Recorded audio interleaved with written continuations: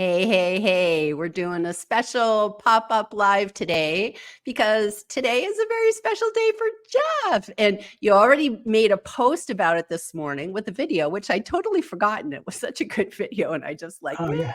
yay, Thanks to yay. you, that video existed. I've kind of forgotten about it as well, but I ran across it and I went, "Ooh, that would be really good to be a part of what I want to do." And I haven't done a video post in a while either, so it's kind of smack your hand, just kind of like, yeah, get off the normal post and do a variety, will you? I love it. I love it. So why don't we start by you telling everybody what today is and why it's special for you? And this is why we did a pop-up live, because just sometimes, you got to go in the moment, and this is a moment. So I just wanted to be part of this celebration and cheer in with you. Well, yeah, first of all, thank you for doing this. I can't think of anybody else that I'd want to share this with. And you were gracious enough to say, yeah, let's just do a live. I mean, yep. And a live is a really good way to celebrate being on LinkedIn for 20 years. This is I don't know what the proper term is. I've heard everybody, I've seen it linkedversary and LinkedInversary, and I don't know what it is, but it's 20 years ago today. And by the way, there is a way for to know the exact time and the exact IP address that you logged onto LinkedIn from first. It's in Oh, your backup files. It's oh, it's a backup file called registration.csv, and it is always Pacific time. So on May 13th, about 7:54 a.m. Eastern time, okay, I actually logged on to LinkedIn for the very first time. I created my account. wow. Wow. Wow. So, okay, let's roll back in time 20 years ago today. Sergeant Pepper taught the band to play. I don't know. I'm not It sure just I can had remember back that far. Yeah. something. It was crazy. Okay, so 20 years ago today, you logged into LinkedIn. Why? Why did you come here? Why did you come here? Well, interestingly enough, I did not come to find a job, even though I was looking for a job at the time. In May of 2004, I was semi-retired, um, but I was still looking. And the reason I got onto LinkedIn is because I was helping and volunteering with a job search organization, one that I've had a long time relationship with. I think I remember mentioning it to you. It was actually an organization called 40 Plus of Central Ohio. Yeah, and we always had to explain that didn't mean age, okay, because that 40 plus was actually the 40 plus hours a week that you spent looking for a job, the full Mm, time job of looking for a job. But I was helping with them, and one of my networking friends that I was working with at the time said, "Hey, have you heard about this new thing?" New thing, okay. Although it had been around for a year, okay. So it really hadn't caught on very well. But this new thing called LinkedIn. And I said, "No, what is it?" And he said, "It's this, and you put this out there, and it's going to be the wave of the future." He was, yeah, pretty smart, because he said, you're going to have to be on LinkedIn if you're ever going to be looking for a job. So I said, okay, fine, and I established an account, and it didn't take long. It was just follow the bouncing, fill in the blanks, and created an account. And the thing of it was, though, that back then, okay, and I say this in my LinkedIn account now in my about section, okay, there were fewer than 600,000 people on LinkedIn. wow. Well, yeah, it's kind of amazing to realize that they didn't break 100 million until like 2011. Yeah, Wow. yeah. Wow. Now you know how many are out there now, right? There's a billion of us out here now. So it was one of those things where it really hadn't taken off, and it was totally misunderstood. Oh my goodness. People were treating it, even at the very beginning, treated it like Facebook. And I didn't know what it was about. I just put some stuff up there. I didn't know, I didn't even know at the time that it was, well, a lot of times people described it back then even as Facebook for professionals. Okay. Mm. Yeah, well, it really wasn't. It's never been Facebook. Okay. No. Although I treated it like that once. I mean, from the very first time, and I don't know how long I kept this up there, but I think I might have told you this one before. I didn't even put my picture on my profile. Wow. Oh no, my very first picture on my profile on LinkedIn was a picture of Captain James T. Kirk. Yeah. Now you go, oh yeah, that makes a whole lot of sense. Oh yeah, that's it. That I can understand that totally, right? Well, and people who knew me would look at that picture, look at my name, and go, oh yeah, it's the Star Trek nut. It's him. It's him. Okay, got it, got it. But the problem was that I was also working with a bunch of nonprofits at the time as well. So my nonprofit network kind of kept me honest. They went, hey, yo, Jeff, if you want to represent us, it might not be such a good idea for you to have a picture of Captain James T up there. Okay. Mm, So I said, yeah, mm. I get it. I get it. So I changed it. That's cool. That's cool. Well, and the So, amazing thing is, you and I discussed this a little bit before the show. The amazing thing is, none of us are using LinkedIn the way we were using it way back then. I mm, mean, you talked about it before. You and I both. You mentioned it before. You've never used LinkedIn to look for a job. no, Yeah, never. you've never applied for a job. Well, oh no, by the way, when LinkedIn first existed, you couldn't apply for a job through LinkedIn. That was a lot of Oh, years. That was a lot of years later. so when you started LinkedIn, what actually was it? Like what did it sort of look like back then? It looked a lot like an online resume. Mm, Okay. And a lot of people treated it that way. And not until more recently, within the last 5 to 8 years, is that, the advice now is, well, don't copy and paste your resume and put it on LinkedIn. like Okay. don't make that your profile. Don't make that your Exactly. Because profile. your profile's your brand as well, Right. right? But it wasn't a branding tool back then. It was just nothing more than a database, someplace to put the information that might or might not get you found. Because I Wow. never got it. I never got any hits. I never got any offers. No recruiters ever came to me.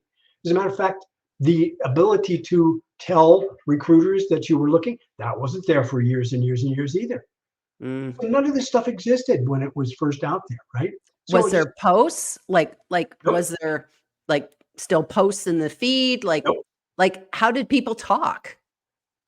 You could still DM your connections. Okay, so Okay. messaging was there, yes, but there wasn't really posting content at the Mm. time. I'm not exactly sure. Our buddy Kevin D. Turner would probably be the expert on when posting actually finally showed up. But for example, my very first article on LinkedIn was June of 2014. 10 years, Wow. 10 years, yeah. So there might have been posts and things like that to look at earlier than that. But articles and of course newsletters and all the other kinds of content, what just wasn't there. Wow. And I took advantage of newsletters pretty early, which was for me August of 2020. Okay, but articles, the very first long form content that was out there, wasn't until about June of 2014, 10 Wow. years after they started. So it has morphed. It is, and I never applied for a job through LinkedIn. I never got any. As a matter of fact, again, well, and I typically, you and I both know that this is pretty typical as well. For the first 4 years that I was on LinkedIn, I really didn't do much on LinkedIn. I didn't go there. I just put the data out there and let's let it sit. Okay, and it's not like wine. It didn't get better with age. It just got older. Okay, and so the thing is that when I got my final job, 4 years before I ended up retiring, I got my final job not because of LinkedIn, but I got my final job because of good old fashioned networking. Oh, guess who Mm. looked? Guess who just showed up? I just saw who showed up. Our buddy John. He's cooking dinner and watching. Thank you, John. Thank you so much. But so I got my last job. I got my last job in October of 2004 because of a lady that I'd met in 1995 and worked with in a totally separate city, Cleveland, Ohio. Mm. And this is how, and see, this is still how networking works. But the good news is you can tell a lot more people with LinkedIn the way it works now, of Oh who you yeah. are, what you do, et cetera. Well, back then you had to actually build those. You still have to, again, it's not no different. You still have to build relationships. But I built such a relationship with that lady in 1995 when we worked together, is that when in 2004 she was actually down here in Columbus, Ohio, training some folks in project management, which is what I was back in the day. Okay. she was doing a training class, and she saw a training class. That's redundant. It's redundant, Jeff. It's a class. Okay. She was doing a class for project management and noticed on the website of the company where she was that there was a job out there, okay, that was called Enterprise Project Manager. Hmm. And she looked at that job, and because she knew me so well, she went, "That job looks like Jeff Young." Okay. Mm. So then she told me about it. Okay. And I looked at the job and I went, "Wow, that job looks like Jeff Young." I couldn't pass it up. So I went for it, applied online, of course, through the website. And then, of course, did my networking thing, which not again wasn't really through LinkedIn, but I found out who I knew at the company, found out who I'd actually volunteered with in other places, contacted those folks, grabbed a copy of my resume, gave them a copy of my resume, and said, "Please, would you mind taking this and hand carrying it to the hiring manager and see if whether or not they think I'm right for this job." And the rest, as Wow. they say, is history. I spent the next 3+ years working for that company in my ideal job. I couldn't have found a better job. That's great. And that's a great example of the power of networking and, just getting together. And I know that one of the things that we talked about earlier is that, back in the day, it was really hard to find a job. Like everything you had to do, like I told you, I used to look in the Sunday classifieds, like Yeah, the newspaper, and you'd sit there and you'd circle jobs, and then you'd have to go back to your computer and write a cover letter and send your resume. And it was expensive. You had to do a stamp for every single person and whatever. And I remember also too, back then, people would say do what's called informational interviews, where you would literally call somebody in the industry of what you wanted to work in, and you'd say, could I take you for a cup of coffee? exactly. And it wasn't to ask them for the job, but it Yep. was to basically to network when you had no network. I was like fresh out of college. I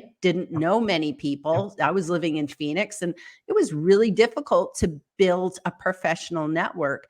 And I think fast forward to today, and you think how easy it is to do the same thing. You don't have to go, like informational interviews.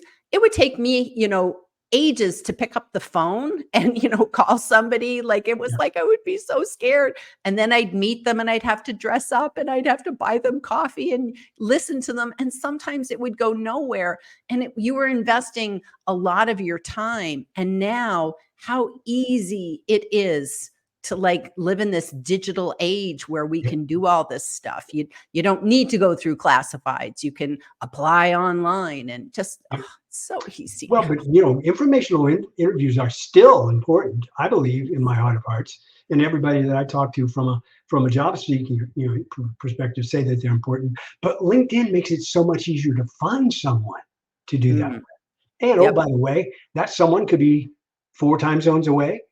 Okay, because yep, easily enough, you can have a Zoom informational interview with someone who is 4 or 5 time zones away, and you can still learn a great deal from them. And if they're willing to help, which many people are. I love yep. that. That's part of what I love about the LinkedIn community is that I almost have never, I won't say never ever, but I've almost never asked someone for a favor, if you will, or Mm, for information where they haven't provided it for me. Okay? mm. That's so true. That's so true. Yeah. And speaking of providing information, John Esperian says, I think Jeff has lowest member number of anyone I know, 594945. That's Right. actually kind of a cool number. It's almost like a It's palindrome. easy, yeah, it's easy to remember, but that's why I claim I'm in the first 600,000 people who joined LinkedIn. Yeah. And John, I actually do know 2 people who have lower numbers than me, but that number comes from well, and here's an interesting point. Who are they? Who This are is an they? interesting statistic. Okay. The first one is a guy by the name of Mark. Um, um, oh geez, I'm gonna draw. Drawing Uh, a blank. Nothing yeah, like being put on the spot. Mark Halpert. Okay. Okay. Mark Halpert joined in February 2004. Okay. His number is less than half mine, almost like 1/3 of mine. His member number is 203392. Oh my goodness. There were only Wow. 200,000 people on LinkedIn in February of 2004 when he joined. Wow. 2 months later, there's a guy I know that does a luncheon conversations. He used to do luncheon conversations. You know who I'm talking about. Not Teddy, but Randy Wooden. Okay. Okay. Randy has a slightly lower number than mine because he joined in April, okay, of 2004, and his member number is 456157. Wow. You can see it was 2 months. That was 200,000 people, So but it was starting to gain momentum. starting to, but it didn't really take off. And as I said, I don't think they reached 100 million until 2011. Mm. Okay? So it really never took off completely until later in its life in the first place. And the interesting thing is that those numbers are something that you have to know the internal. I'll admit to being a LinkedIn nerd when it comes to that one because I know how to find a person's member number, and that will give me an idea about when they joined. But that in the year, because LinkedIn just celebrated its 21st, right? May 5th, 2003. Okay, it just celebrated its 21st on May 5th of this year. But in that year, that first year, there were only 600,000 people who Mm. had joined Mm. that first year. And again, it didn't take off until, I mean, there's something like, I mean, they can go up 100 million. They can go up 100 million a year now easily. Okay. Right. But that's the way LinkedIn is now because so many people, it's become so much more ubiquitous, and the ability to find people is so much greater, and the That's network true. is so much greater as well. That's true. Yeah, I saw So Jeremy before. so Hi, Jeremy Jeremy, thanks for joined us joining. too. Oh, hello. Nice to see you looking well, Gillian. Thank you. I have been sick, but I'm getting much better now. I'm getting much better now. So thank you, Jeremy. And he That's a also good says, question. I wonder what LinkedIn looked like in 2004. Any screenshots? Now, I think Kevin Turner has because It he was has. in that document of his, yeah, Yes. but I Yeah. don't think I saved any. There were Mm, there were some interesting things that were back then that were kind of fun. We talk about the degrees of separation, for example. Okay, well, there was one little graphic that was circles that showed your degrees of separation mm, by here's the number ones, okay, here's the number twos, and literally it was kind of graphically oriented correctly. Here's the number threes, okay, that you have, and it was like three circles, and you could go out, you go out and find those three, and it showed them that way. And that was something that they got rid of, and it would be so much. It would be so great if they'd actually do a little bit more with analytics. But I understand why they can't provide everybody all the analytics. I get that. Yeah. So let me ask you a question. Okay. So I think it was like maybe 6 months or a year ago. I never know the passage of time. And LinkedIn did a really big cleanup of all sorts of fake profiles. Yeah. And I'm assuming that each one of those fake profiles had a member number. Yep. And so when those get, you know, kicked out of the system, do they just keep those numbers like forever locked out? Or do you think they recycle those and give them to other people? What do you think Now, happens with those? from what I can tell, the member number is an ever increasing number. Hmm. Okay. So, for example, when I go look at some people's member numbers now, they're way above a billion because they've never recycled any numbers that I know of. They've never gone back and reused a number. They just bump it up by one and give that person the next number when it happens. Okay. Okay. So that means all of those changes that they made is in terms of the number of followers that disappeared and all that. Then yeah, that's gone because that was actually. Oh yeah, that actually happened in May last year. So it's been a year When they did that big cleanup, when they because did that big cleanup. everybody had probably pretty much all of us had a drop in Yeah, like, oh big, wow, all of some a more sudden, than yeah, others. yeah. I think I went from 11,000 down to like 7 or 8, and it Yeah, was just like, wow, okay. yeah. No, it was like 30% of my numbers because, and unfortunately, you can't really tell who's following you, who is a real Mm, person, who's not, right? But no, my number went from 43,000 down to 30,500. Okay, wow, so yeah, well, it's obviously back up now. I mean, right. because I've continued to get more followers. But I always thought that was, a lot of people got kind of miffed about that because, well, it's kind of a badge of courage to have more followers, right? To a certain degree. And I didn't like it, but at least when mine went down, it didn't go down to below what the number is. That's kind of the what's the word I want to use? The Baseline? oh, huh? Like a baseline? Yeah, kind of. Okay. Because of the fact that there is a maximum number of connections you can have Mm. of 30,000. Okay. That's the baseline. So anybody who's over 30,000, everybody knows they have probably more followers than they have connections, right? Right, because you've maxed out at that Exactly. point. Yeah. But again, it's also a little bit misleading because when people look at my number, they sometimes think, oh, I'd like to connect with you, but you're probably maxed out. And Mm. you know better than that as well, right? Because I Right. don't use LinkedIn that way. No. Okay, so and a lovely percentage that I like to give is the percentage of actual connections to the percentage of followers. Mm. Mine's way down there. It's a very low number. Okay, because again, I only have like 645 actual first degree connections. The rest of those are all followers. Well, why don't you explain though why that is? Because there's a method to your madness there, Yeah. because it's like it's not that. Well, why don't you explain? Why do you have such a small group of connections? I am not trying to be stuck up when I do that kind of thing. Okay, I'm honestly trying to protect myself and my own network because of Mm. that.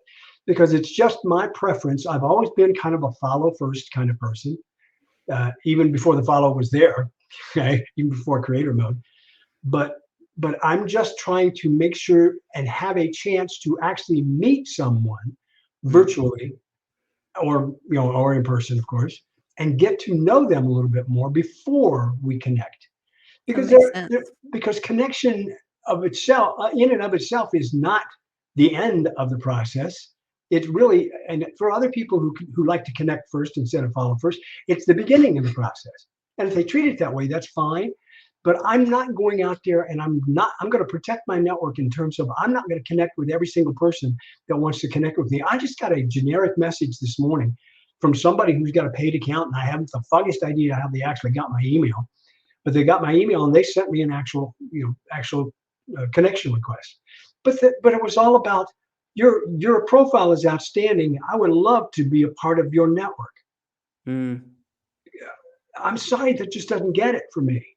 Mm. I'm grateful that you'd like to be a part of my network, but what is it that we have in common that we're going to build upon here? Okay. Right. And again, Right. for me, it's not about so I want a core of connections that I have had long-term relationships and built long-term relationship with, but I also want to help as many people globally as possible, which is why why I have the follow button on, because Right. those people have got a chance of actually seeing my stuff as well. And it has worked out really well that way.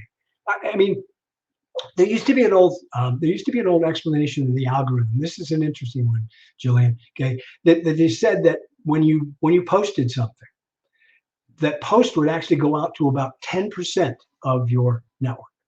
Mm. Okay, and then based on the interactions and things like that, right? Well, obviously that's not true anymore, because Mm. if that were true, my posts would get 60 views, right? 10% of 600. Right. Okay. Right. Well, that never happens. Okay. It's more like, it's more like thousands, 2,000, 3,000, etc. So it's obviously going out to a whole lot more people as far as impressions is concerned than just my first degree network, Yeah. which is Yeah. fine. I mean, I think one of the great things that LinkedIn has done, they're morphing it again because creator mode is kind of disappearing. For those who don't know, creator mode is kind of, it used to be something you turn on and turn off. Well, not anymore. Okay. Because it's going to go away. But I think the real value of what LinkedIn has done over the last few years is that they've concentrated on content, because Mm. they know content is where conversations start. Right. And that's really, that's really one of the things I think that's been more beneficial than anything else, because sometimes I think it's better for people to go out there and comment than it is for them to actually create their own posts. Oh, I 'Cause, agree. And, yeah, I always say, start with consuming content, then start commenting, and then start creating. Go in that hierarchy, because there's no point in, pounding out posts day after day and you have 10 connections. And exactly. that I'm waving my hand here, because that was the mistake I made. I got on the platform and I started yelling, but I was yelling in an empty room, Well, yeah. and that's when I learned, okay, this maybe is not the way to do this platform. And again, there's always this is the same thing in a job search. Okay, you can take a shotgun and do a scattergun approach, and you might hit a couple of things. But more importantly, if you've got a laser sight on a rifle, you will actually pinpoint what your target is and hit it more often in the first place, right? That's true. So and there's nothing wrong with appealing to a broader audience of those, but that's kind of what's happened to me and to you over time, because you're focused now. Your niche, if you will, is live video. Okay, and so you used to be video everything, right? Well, you're not video everything anymore. You're live video. Okay, and for me, my focus now is really on the helping people use LinkedIn effectively, whoever that happens to be. Mostly job seekers, though, because I've actually Right. niched it down to be mostly job seekers, because at least three out of every five seminars that I do are focused on helping job seekers, which is okay with me, because again, that's what I know, I will know what they're going through. I know what they're dealing with, and I also know that it's not easy to figure out this beast called LinkedIn. Well, Okay. and they've got, I think, job seekers too. There's a lot riding on it. They have to find a job quickly. So they need to learn stuff as quickly as possible. And Yeah. actually, sometimes they could be having some financial issues because they're trying to find a job. So, having all the resources that you give them is such a good thing. So Jeremy says here, I bet there were no games back then. So Not a what single one, Jeremy. what do you even do? You want to even comment on the whole LinkedIn games? What are Well, your I'll comment on games, because I'm not necessarily a fan. Most of the folks I know are not necessarily a fan. I understand that LinkedIn is trying to get people to come to the platform and spend more time on the platform. I just think that there are so many better ideas than games to get people to do Mm, that. So mm. that's just my take on it. There were no games, Jeremy, but I'll tell you what there were. There were word puzzle posts, and there were Mm. yeah. What's the first word you see in all these letters? Oh, right, right, right. And here's a math problem. It's oh yeah, that was very Facebookish, and I just ignored that like the plague. Yeah, because that again, that I still would do that, even though I think there's a much more of a tolerance for that kind of thing now. But out there, it's not true anymore that you see that many of those kind of posts where they're they can sell membership numbers. Ah, very good. Oh, so that, like, you could get the one that's lower. Although, if you think about it, whoever sees that? Like, that's the thing. It's like, It's behind you us, and you behind the said scenes. you go to you do a data archive download, right? And then it's under you said the registry file? It's a registry.csv, but that's not a member number. That's just your date and time and IP Oh, address. right. Your date and Okay. time and IP address of when you actually logged onto LinkedIn for the first time, when you joined. Okay. So where do you find your member number? The member number, if anybody wants, to know, tell me, I'll put it in the comments. Okay. Yeah. There was a lady from Florida that's a good connection of mine that actually realized this for being geeky like me and IT oriented. Okay. She realized that it's on the source code for your page, your profile Oh. page. So Oh. literally, if you actually are in a browser, can't do any of this, of course, with a phone. I'm thinking John. I'm thinking John just John geeking knows out and how. going, I'm pretty he sure knows John this. knows He how. knows Okay. this. Which is why maybe he brought up the member number in the first place. He might have actually looked me up again. But you actually can show the source code for any person's page, and then do a search, okay, for the characters MEMBER colon. Okay. Now, the problem you run into there is that your member number is going to be in there as well. So you have to be Ah, careful. Yeah, you have to know what your member item number is, and then sometimes you actually have to use the up or down button to do the next instance of the search, the next instance of search, Right. and that's how you Right. can find it. Okay, but it's Right. very, very technical. Okay. Oh yeah. Oh yeah. And I'm wondering, like with me, I confess that like I had two LinkedIn accounts, and I set up a LinkedIn account. I set up a second account, and I had a blog. So I called it I set it up not under Gillian Whitney, but like homeschool tech mom or something. And then I realized I had two accounts and it was getting bananas. I didn't know what to do. So I think I read you can go to LinkedIn and they'll help you, and they did. They helped me. Yeah, But I don't know, they merged the accounts, and I don't know if I got the first number or I got the second number. I'm thinking I would have got the first number and they probably. would have just kind of eliminated the other one. I don't know. Yeah, probably because your second one was kind of violating their terms of service anyway, because it really wasn't a person's name. Yeah, it was an account that wasn't a person. That's really Right, what they right, want. They want people. They have company pages, right? But they want right, the profiles to be people. And right. there's still a lot of people out there that are misusing that as well. Yep, Yeah, yep, yep. So, okay, we have something from Kevin D. there he is. Turner. He's popped in from Audience member Dallas. number Impromptu 22. audience member number 22. I don't know what that means. I'm What do you not sure think what that that means means? either. That means there's actually 22 people who actually saw this today. Oh, well, that's great. We're That glad you would be, came yeah, that would along. be fantastic. This is the fun of like a pop-up live. It's like, well, if anybody shows up, that's great. If nobody shows up, that's okay. We're just gonna go live. Because This sometimes you have these conversations on Zoom and you're like, why didn't we record this? Yeah, this is actually a test of the emergency notification system. Okay, because I'll bet nobody would have found this unless they actually had checked their notifications or got an email or notification that Gillian just went live. Yeah, Okay. well, and I'd be interested to know if anybody would say, did you get a notification that Gillian was live or that Jeff was live? So that would just be interesting to know if it was me going live or Jeff showing up as my guest going live. I don't know. I don't know. Should have been you because Okay. you're the one who's doing the live and doing the stream. So Okay. That makes sense. That makes sense. So Kevin says some people have been playing games on LinkedIn. yeah, he's actually right. And he said that the other day, and I got a laugh out of that one as well. It's like, yeah, I talked about the podsters, and I talked about the engagement pods and the robots and the et cetera. Yeah, some people are still playing games on LinkedIn. I love that. I love that. And Jeremy says, "Yep, I did, Jillian." So he saw it through me. So thank you, Jeremy, for saying that. So Jeff, let's kind of we'll go towards closing because I always like to keep my lives about 30 minutes. I Yes. want to ask you one thing. If LinkedIn was watching, wouldn't that be fun? But if LinkedIn was watching and they were to grant you a wish, what would your wish be? What would be the one thing that, like, please, LinkedIn, can't you do this for us? What would be Jeff's wish? Honestly, Jeff's wish would be, please, LinkedIn. I know you're a money making company. I know the focus is on money. I know that you made $16 billion last year. Okay. But please stop taking stuff away from the freemiums, the free people, and make changes and make things that are premium only. I don't mind that. That's fine.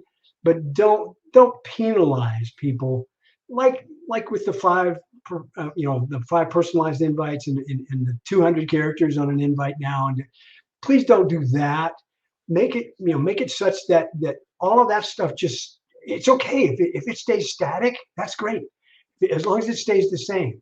But enhance, charge money for it. You got a right to charge money for it. You're a company. I get it. And people must have thought, honestly, people must have thought Microsoft was nuts Mhm. because back in 2016, Microsoft bought LinkedIn for $26.2 billion. That's a lot of change. That's a lot of change. And you know how much LinkedIn was making back then? About 3 billion a year. Mm. So again, 2016 to 2024, 3 billion up to 16 billion. It's not like they're not improving their cost, their revenue, right? They are. So, please just don't take anything away from the free folks. Let them, because look, 60% of the people out there are still using LinkedIn for free. There's only 4 out of every 10 people that actually pay for LinkedIn. I'm a freebie. And so am I. And a lot of our friends are not, because they need to have that capability to show other people, like Sales Navigator and the business package. And I get that as well, but I just don't see a reason for me to pay for LinkedIn with the current ability to do what I need to do on LinkedIn and accomplish what I want to accomplish on LinkedIn. So That's a just, nice, just, that's nice. but more than anything else, just continue to make it better. Don't make it like other things. Don't make it like Facebook. Don't make it like Stay X. in your own lane. Yes. Figure out your particular sweet spot and give that to the people, because I think you'll do better in the long run if you do that. I love that. I love that. And I love that your wish is for other people, because that's just you, Jeff. That's great. It's great. So this was fun. Thank you for everybody who joined us on the live. And if you come back and watch the replay, and I like doing these pop-up lives. So I think I'll do more of these, because I think they're fun to just celebrate in the moment and have a chit chat that normally we could have just had this chit chat by ourselves.